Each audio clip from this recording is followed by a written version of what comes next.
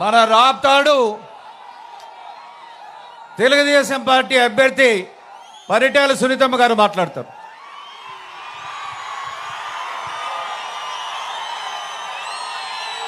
సభ అధ్యక్షులు పార్థసారథన్న గారికి, అదేవిధంగా మన రాప్తాడు నియోజకవర్గం ఇచ్చేసిన మన జాతీయ అధ్యక్షులు, మన కాబోయే ముఖ్యమంత్రి గారి ప్రధానంగా అందరూ కూడా పేరు పేరున నమస్కారాలు కూడా తెలియజేయాలి.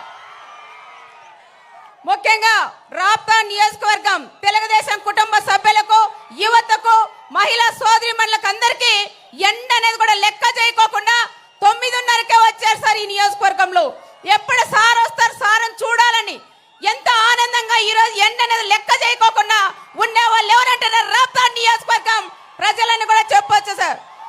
సార్ నేను మంత్రిగా ఉన్న మీరు మినిస్టర్గా ఇచ్చినప్పుడు మన రాప్తాడు నియోజకవర్గంలో దాదాపు ఎక్కడా కూడా జరగలేదు సార్ అంత అభివృద్ధి. రాప్తాడు నియోజకవర్గంలో 5,000 కోట్ల రూపాయలతో ఇక్కడ అభివృద్ధి చేసిన ఘనత మా నాన్న చంద్రబాబు నాయుడు గారికి కూడా దక్కుతుందని చెప్తున్నాం. అదేవిధంగా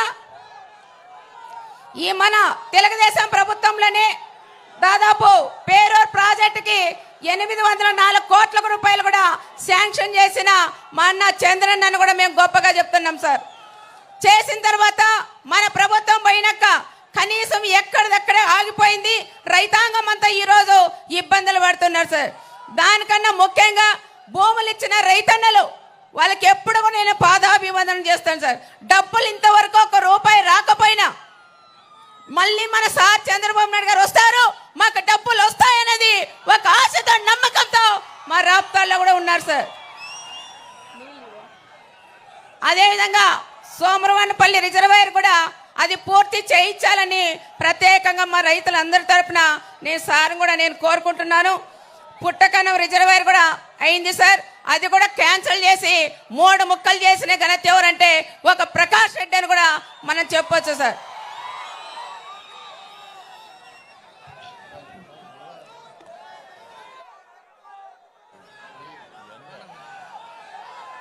ఇదే సభలో ఇక్కడే రాప్తాడులో ఒక సైకో సీఎం, ఒక ముఠా సీఎం కూడా ఇదే సభలో ప్రకాష్ రెడ్డిని కూడా పక్కన పెట్టుకొని నేను ప్రాజెక్టులు కూడా నేను పూర్తి చేస్తాను, దాదాపు పిల్లకాయలు కూడా చేపిస్తాను, 1,00,000 ఎకరాలకు నీళ్ళు ఇస్తానని ఆ రోజు సీఎం చెప్పారు సార్. ప్రకాష్ రెడ్డి కూడా చెప్పారు. మా రైతులు ఇప్పుడు అడుగుతున్నారు, మాకు పిల్ల కాలువలు ఇచ్చావా, పిల్ల కాలువలు ఇవ్వకపోతే నేను భీషం తీసుకుంటానని కూడా ఆ రోజు ప్రకాష్ రెడ్డి కూడా చెప్పారు సార్. ఎందుకంటే ఏదో సులభం అనుకుంటారు, ఏది చేయాలన్నా మన అన్న చంద్రబాబు నాయుడు గారు చేయాలి తప్ప ఏ ప్రకాష్ రెడ్డి కాదు.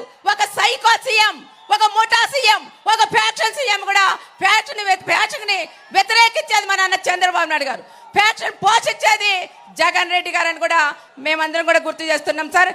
ఇదే నియోజకవర్గంలో దాదాపు 3,000 పైన నాతో పాటు నా కొడుకుతో పాటు ఎంతో మంది కార్యకర్తల మీద 3,000 కేసులు పెట్టిన ఘనత కూడా ఈ రాప్తాడుకే దక్కుతుంది సార్. అనంతపురం జిల్లాలో కూడా ఎక్కడా కూడా లేదు.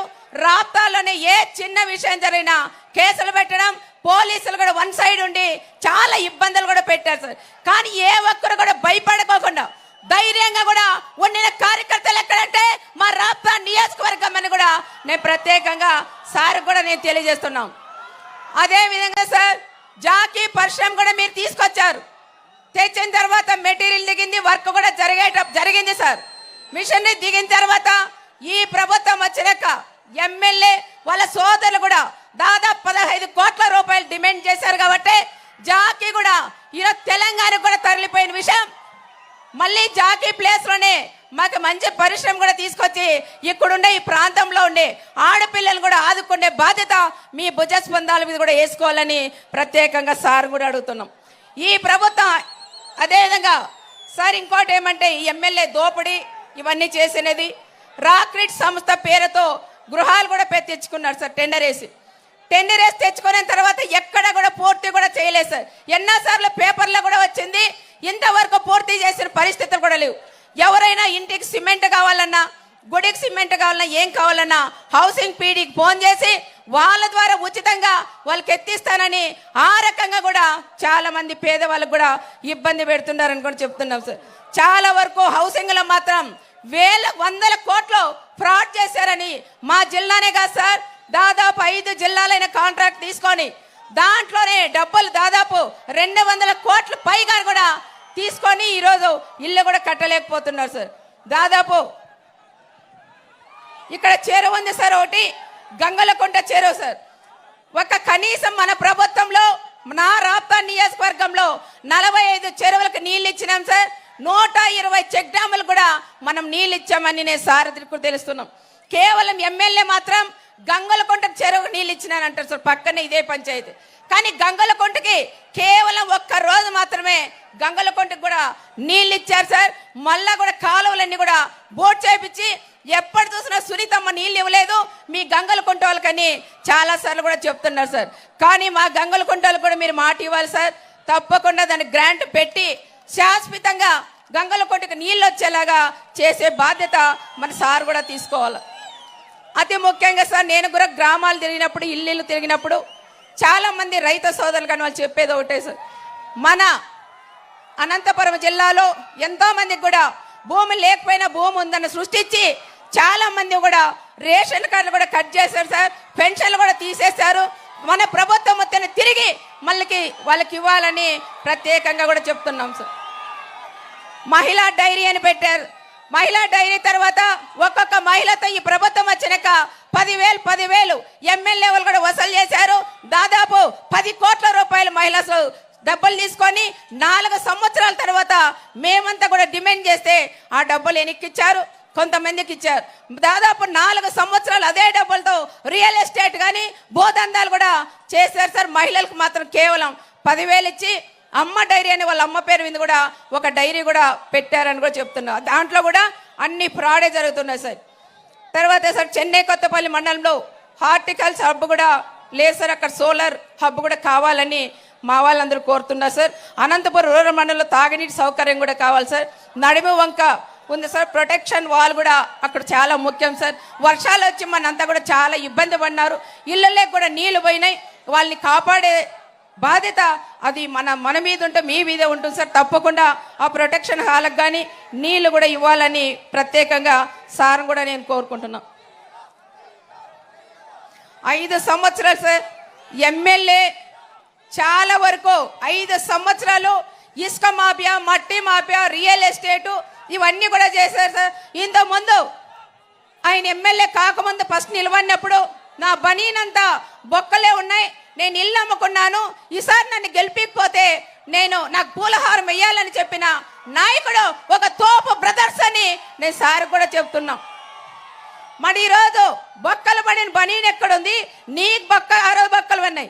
ఈ రోజు అన్ని కూడా హౌసింగ్ కూడా బొక్కలు పెట్టి దోసుకునే నాయకుడు ఒక తోపు బ్రదర్స్ అని కూడా మనం చెప్పవచ్చు. కనీసం వాళ్ళ కోసం వాళ్ళ కులానికి సంబంధించిన లీడర్లు వాళ్ళ చందాలు వేసుకొని కూడా వాళ్ళని గెలిపించారు. గెలిచిన తర్వాత ఎస్సీలు కానీ, ఎస్టీలు కానీ, మైనార్టీలు కానీ, ఓసీలు కానీ గెలిపించిన తర్వాత కనీసం వాళ్ళ గేట్ దగ్గర కూడా గేట్ తగలే కూడా లేకుండా చేసిన వ్యక్తి ఒక ప్రకాష్ రెడ్డి అని కూడా నేను తెలియజేస్తున్నాను సార్. ఈ ఎన్నికల ఎమ్మెల్యే అహంకారం, ప్రజల మధ్య జరుగుతున్న యుద్ధం, మన రాష్ట్రాల్లో జరుగుతున్న యుద్ధం, మనమందరం కలిసి ఎమ్మెల్యేలు అయితే తప్పకుండా మన అన్న చంద్రబాబు నాయుడు గారు సీఎం అవడం ఖాయమని ప్రత్యేకంగా కూడా చెప్తున్నాం. ఓట్ అనేది ఆయుధంతో అవినీతిని ఎమ్మెల్యేకి కూడా బుద్ధి చెప్పాలని ప్రత్యేకంగా ప్రజలను కోరుకుంటున్నాం. రాప్తాడు ప్రజలు సిద్ధంగా ఉన్నారు సార్. ఎప్పుడు ఎలక్షన్లు వస్తాయా, ఎప్పుడు ఎలక్షన్లు వస్తే ఓటేసి చంద్రబాబు నాయుడు గారిని సీఎంగా చూడాలనేది ఎంతో మందికి కూడా మా నియోజకవర్గంలో కూడా ఆశ ఉంది సార్. చాలా ఇబ్బందులు పడిన మా నియోజకవర్గం, చాలా కష్టాల్లో కూడా ఉన్నాం. చాలా మంది పేదవాళ్ళు ఉన్నారు సార్. నీళ్ళు ఆ రోజు ఇచ్చారు కట్టి ప్రాంతం అంతా కూడా అప్పుడు సస్యశ్యామలైంది. 5 సంవత్సరాల్లో ఇబ్బంది పడుతున్నారు. రైతులకు కూడా మన ప్రభుత్వం వస్తే ఇన్పుట్ సబ్సిడీ, ఇన్సూరెన్స్ లాంటివి కూడా రైతు సోదరులకు ఇచ్చి కూడా ఆడుకోవాలని ప్రత్యేకంగా మన అన్న చంద్రబాబు నాయుడు గారిని కూడా కోరుకుంటూ మేము ఏవైతే చెప్పామో ఇంతకుముందు చాలా వరకు సార్ మరి కుప్పమన్న చేసేయాలి. కానీ నాకు మాత్రం మీ ఆడబిడ్డగా నన్ను నమ్మి మా కుటుంబాన్ని కూడా నమ్మి సార్ మీరు కూడా ఏం అడిగితే కూడా అది ఇచ్చి శాంక్షన్ చేసిన దేవుడు మన అన్న చంద్రబాబు నాయుడు గారని కూడా చెప్తున్నాం.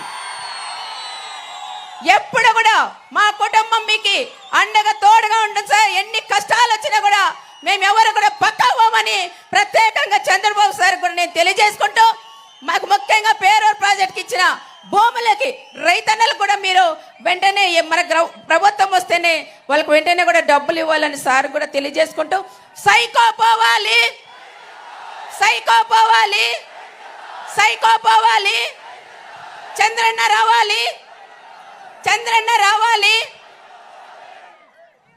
యువత కూడా బాగున్నారు సార్. దాదాపు 32,000 ఓట్లు వాళ్ళు వైఎస్ఆర్ వాళ్ళు ఎక్కించుకున్నారు సార్. అవన్నీ కూడా ఇప్పుడు తీసేపించాను, దొంగ ఓట్లు కానీ ఇవన్నీ మళ్ళీ 30,000 ఓట్లు కూడా ఎక్కించాను. ఘనతలు మా క్లస్టర్లు, కన్వీనర్లు, యూనిట్ ఇన్ఛార్జ్లు, బూత్ కన్వీనర్లు, లీడర్లు అందరూ బాగా కష్టపడి పనిచేస్తారు సార్. ఇక్కడికి వచ్చేసిన మీకు అందరికీ కూడా పేరు పేరున నమస్కారాలు కూడా తెలియజేసుకుంటూ సెలవు తీసుకుంటాం. గౌరవనీయులు, పూజ్యులు, మన పెద్దలు, జాతీయ పార్టీ అధ్యక్షులు నారా చంద్రబాబు నాయుడు గారు ప్రసంగించాల్సిందిగా కోరుతున్నాం.